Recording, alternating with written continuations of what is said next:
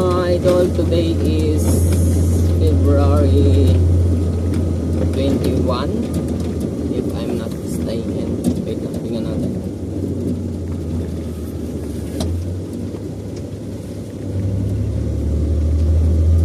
Ba ngayon?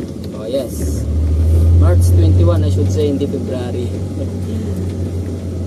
March 21, 2026, and time check is about 6:05 in the evening, afternoon, whatsoever.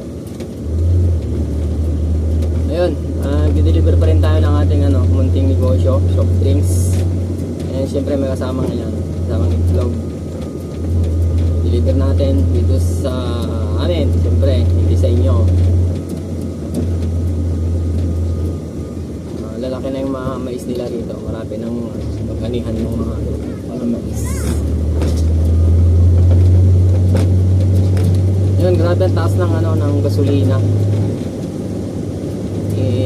Kung na ngayon yung unleaded 84 na yata yung pinakamababa sa mga branded na gasolinahan, sa 86, 87. Siyempre, mahirap lang tayo, kaya doon lang tayo sa mga mura. Ayan. Yun lang naman na may share ko mga idol. Babush, see you tomorrow.